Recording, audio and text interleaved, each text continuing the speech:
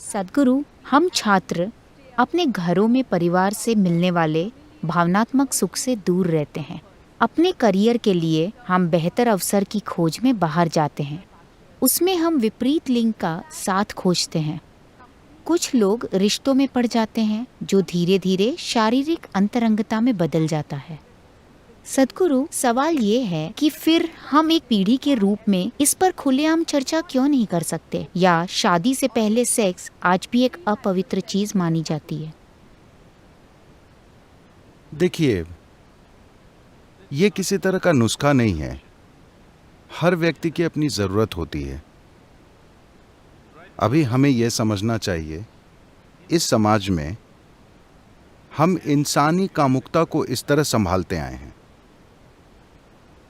एक लड़की के किशोर वय में आने से पहले उसे बोल दिया जाता था, तुम्हारी शादी इस लड़के से होगी। 6-7 साल की उम्र में शादी नहीं होती, मगर उसे कहते तुम्हारे अंकल का बेटा, उस लड़के से तुम्हारी शादी होगी। लड़के से कहते तुम्हें उससे शादी करनी है।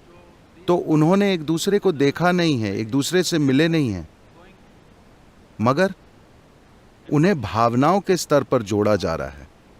वे चाहते हैं कि एक दूसरे को छूने से पहले वे दोनों भावनाओं के स्तर पर अच्छे से जुड़ जाएं। ये इस संस्कृति की तकनीक है। वे इस तरह संभालते थे। तो जब आप किशोरावस्था में आते हैं, आपका शरीर कुछ खास संभावनाओं में विकसित होता है। तब तक आपकी भावनाएं किसी से जुड़ चुकी होती हैं, तो आप अपने शरीर को संभाल लेते हैं। आप पागल नहीं हो जाते, क्योंकि आपकी भावनाएं किसी से पहले जुड़ चुकी हैं। तो 15-16 साल का होने पर लड़की की शादी कर दी जाती है। 17-18 साल का होने तक लड़के की शादी कर दी जाती है। फिर वे खेती या कारोबार या किसी और गतिविधि को अपनाते हैं। तो युवाओं के जीवन का एक महत्वपूर्ण पहलू सुलझा दिया जाता है। एक चीज है भावना, दूसरी चीज है शारीरिक जरूरत। दोनों को कम उम्र में हल कर दिया जाता है। और उन दिनों 1-2 साल में बच्चे आ जाते थे, तो वो व्यस्त हो जाते थे और जीवन चलता रहता था।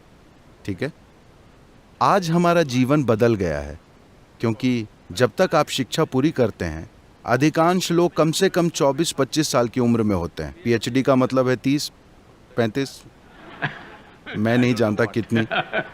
ये इस पर निर्भर करता है कि आपके प्रोफेसर कितने उदार हैं।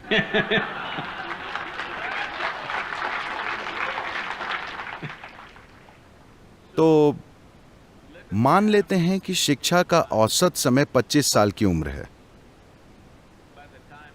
जब तक उन्हें रोजगार मिलता है और वे कहीं सेटल होकर आर्थिक सुरक्षा पाते हैं, वे 30 साल के हो जाते हैं। ठीक है, इंसान के हार्मोन 15 से 30 साल के बीच सबसे चरम पर काम करते हैं। आप लोगों को साधुओं की तरह जीना नहीं सिखा रहे। आप उन्हें कोई साधना नहीं सिखा रहे जिससे वे अपनी ऊर्जा को किसी दूसरी संभावना में बदल सकें और कुछ और प्राप्त कर सकें। ऐसी कोई चीज नहीं है। और लड़के लड़कियों के बीच नजदीकी है। अगर आप इस चीज का हल नहीं खोजना चाहते, तो आप एक अस्वस्थ समाज बनाएंगे। बहुत अस्वस्थ समाज, जो दुर्भाग्य से हमारे समाज में हिंसक तरीकों से व्यक्त हो रहा है, क्योंकि हमने इंसान की मूलभूत जरूरतों का हल नहीं खोजा है। पहली चीज है पोषण। अगर पोषण की समस्या हल हो जाए, आपको समझना चाहिए, पोषण का मतलब है जीवन चलाना। एक बार जीवित रहने की प्रक्रिया का हल हो गया, तो कुदरती रूप से ये प्रजाति कोई एक व्यक्ति नहीं, आप जिस प्रजाति के हैं वे प्रजनन की इच्छा करती है। इसे इसी तरह बनाया गया है। ये प्रजनन की चाहत इस प्रजाति के जीवित रहने के लिए है। अगर लोग प्रजनन नहीं करेंगे तो मानव नस्ल खत्म हो जाएगी, है ना? तो आपका शरीर और दिमाग कई चालें चलते हैं, और जब आप किसी को देखते हैं तो अचानक आपको लगता है वे सबसे खूबसूरत हैं, अचानक आपको लगता है कि वे सबसे शानदार हैं। बाद में आपको कई चीजें पता चलती हैं। Many things. मगर शुरू में सब कुछ अस्पष्ट होता है। देखिए, मैं बताता हूँ, मान लीजिए आप 10-11 साल के हैं। उस समय आपने लोगों को देखा तो वे बहुत साधारण दिखे। अचानक 14 साल की उम्र में किसी के शरीर का हर छोटा उभार अपने आप में एक पूरी दुनिया हो जाता है,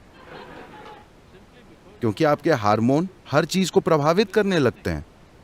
एक तरह से आपके हार्मोन आपकी बुद्धि को बंदी बना लेते हैं। ये बुरा या अच्छा बताने की चीज नहीं है, ये एक कुदरती प्रक्रिया है। कुछ लोग हो सकते हैं जो उससे परे चले जाएं। अगर वे उसके परे जाते हैं तो उनके लिए शानदार है, उनके लिए मजबूरी नहीं होती, वो इसके परे चले जाते हैं, उस व्यक्ति के लिए शानदार है। मगर आप पूरे समाज से इसके परे जाने की उम्मीद करें, ये बेवकूफ़ी है। ऐसी कोई चीज़ नहीं होती है। तो निश्चित रूप से बहस होनी चाहिए कि कब और कैसे कामुकता होना चाहिए। मगर अब भी हमारे कुछ सांस्कृतिक पहलू हैं। that we are an emotional lot. हम आज भी भावुक लोग हैं। जब चीजें जरूरी भावनाओं के बिना होती हैं तो लोगों को कष्ट होता है, ढेर सारे लोगों को। कुछ लोग इससे ऊपर हैं, मगर लोगों को कष्ट होता है।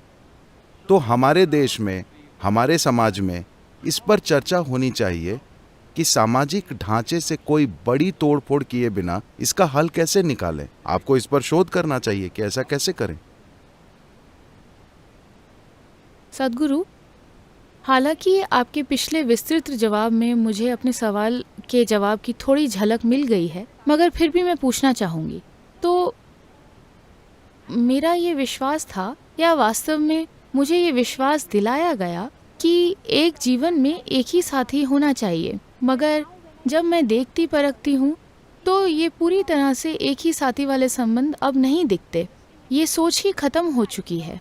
आप इस बारे में क्या सोचते हैं? वो खत्म नहीं हुआ है, हो सकता है जेएनयू में खत्म हो चुका हो।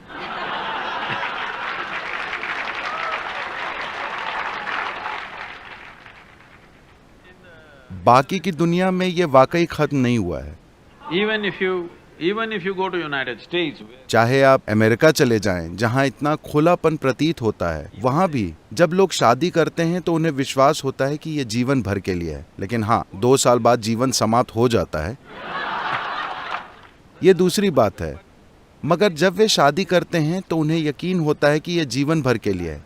तभी वे हीरे पर पैसे खर्च करते हैं। उन्हें लगता है कि ये जीवन भर की बात है। वे हीरे खरीदते हैं, मगर दुर्भाग्यवश कई वजहों से रिश्ते बिगड़ जाते हैं। और इतनी आसानी से उनके बिगड़ने की एक वजह यह है कि लोग काफ़ी बड़ी उम्र में एक दूसरे से मिल रहे हैं। देखिए, जब लोग कम उम्र में मिलते थे तब उनकी शख्सियत ठोस नहीं होती थी। वे 17-18 की उम्र में मिलते थे, तब 2 लोग बहुत आसानी से एक हो जाते थे। अब वे 30 की उम्र में मिल रहे हैं, दोनों ठोस हो चुके हैं, 2 ठोस चट्टानें। मगर मैं देखता हूं कि अगर लोग कम उम्र में शादी करते हैं तो वे साथ निभाते हैं। अगर लोग 50 साल के बाद शादी करते हैं तो वे भी निभाते हैं, क्योंकि वे फिर नर्म हो जाते हैं, चट्टान पिघल जाती है। 30 से 50 के बीच की उम्र ठोस चट्टान की तरह होती है, मजबूत शख्सियत। तब टकराव होता है। अगर वे होशियार होंगे, इससे परे कुछ खोज लेंगे। खैर, एक विवाह हो या बहुविवाह या जो भी, अगर आप ध्यान दें तो हमें ये महत्वपूर्ण चीज समझने की जरूरत है कि हम सब यहां हैं, आप और मैं यहां हैं। इसका मतलब है कि कुछ समय पहले एक पुरुष और एक स्त्री का मिलन हुआ था। हो सकता है आप सोचे वे माँ बाप हैं, वे प्यार नहीं करते, वे सेक्स नहीं करते, वे कुछ नहीं करते, किसी पुजारी के मंत्र पढ़ने से शायद आप पैदा हो गए। नहीं, ऐसा नहीं है। किसी की शारीरिक जरूरत थी, उसे उन्होंने शादी से पूरा किया और इसलिए हम यहाँ हैं। और अब हम एक खास उम्र में, अपने जीवन के एक चरण में, जब आप 18 के हो जाते हैं तो आप हमेशा शादी के खिलाफ हो जाते हैं। लेकिन जब आप 3 साल के थे तो आप शादी के हक में थे, अपने माता पिता की शादी के हक में। जब आप 3 साल के थे तो क्या खुश नहीं थे कि आपके माँ बाप की शादी अच्छी चल रही है? हेलो।